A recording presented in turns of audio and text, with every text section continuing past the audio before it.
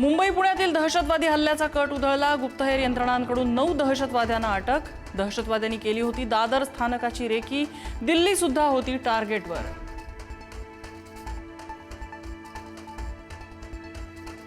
मराठा आरक्षणासाठी मनोज जरांगे यांचं रणरणत्या उन्हात आमरण उपोषण।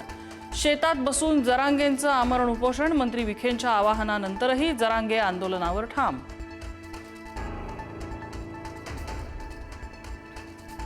मंत्री राधाकृष्ण विखे पाटील आणि मनोज जरांगे यांच्यात ड्राफ्टवर चर्चा। अभ्यासकांशी चर्चा करून निर्णय कळवणार। जरांगेंची विखेंना माहिती। अभ्यासकांना अंतर्वालीत येण्याच्या सूचना। माजी मंत्री प्राजक्त तनपुरे यांचा भाजपमध्ये प्रवेश। रवींद्र चव्हाणांच्या उपस्थितीत पक्षप्रवेश। तनपुरेंना अहिल्यानगर विधान परिषदेची उमेदवारी मिळण्याची चर्चा।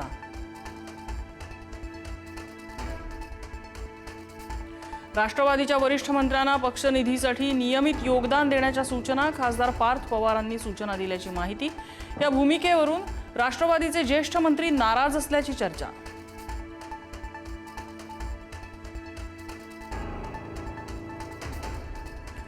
सुनेत्रा पवारांनी राजीनामा दिल्यानंतर रिक्त झालेल्या राज्यसभेच्या जागेवर छगन भुजबळांनी दावा केल्याची माहिती।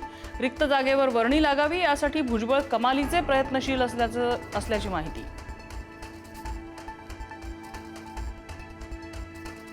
खासदार सुनील तटकरेंनी उपमुख्यमंत्री एकनाथ शिंदेंची भेट घेतल्याची माहिती। रायगडच्या जागेबाबत बोलणी झाली असल्याची शक्यता। गोगावलेंनी मदत करावी यासाठी तटकरेंनी शिंदेंना साकडं घातल्याची माहिती।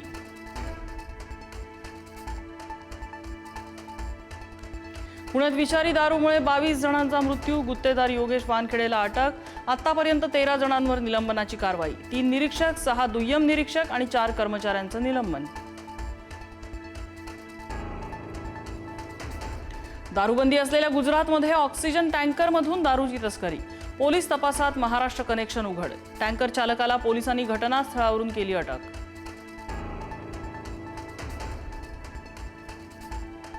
मनीषा हवालदार आणि तेजस शहा यांच्यातला दुवा सापडल्याची माहिती। केमिस्ट्रीच्या तज्ज्ञ व्यक्तीने करून दिली दोघांची ओळख। संबंधित तज्ज्ञ व्यक्ती एनटीएच्या पॅनलवर असल्याची माहिती।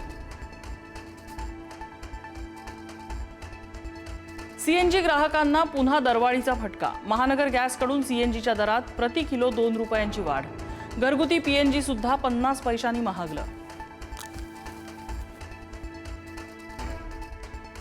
कापूस आयातीवरील सीमा शुल्क पूर्णपणे माफ। वस्त्रोद्योग आणि कापड उद्योगाला दिलासा देण्यासाठी केंद्र सरकारचा निर्णय। 1 जून ते 30 ऑक्टोबर 2026 या 5 महिन्यांच्या कालावधीत सवलत लागू। केरळ, हरियाणा आणि चंदीगडमध्ये पावसाच्या सरी। पुढच्या 4 ते 5 दिवसात मान्सून केरळ आणि तामिळनाडूत येण्यासाठी अनुकूल स्थिती। आज आणि उद्या विदर्भाच्या काही भागात गडगडाटासह गारपिटीची शक्यता। कोकण, मध्य महाराष्ट्र, मराठवाड्यातही पावसाचा हवामान खात्याचा अंदाज। ऋषभ पंतचा लखनौ सुपर जायंट्सच्या कर्णधार पदावरून पायउतार व्हायचा निर्णय। खराब कामगिरीची नैतिक जबाबदारी पंतनं स्वीकारली तर हार्दिक पंड्या सुद्धा मुंबई इंडियन फ्रँचायझी सोडणार असल्याची माहिती। आयपीएलच्या अंतिम सामन्यात गुजरात आणि बंगळुरूमध्ये महामुकाबला। राजस्थानला नमवत गुजरातची फायनलमध्ये धडक। गुजरात तिसऱ्यांदा आयपीएलच्या फायनलमध्ये।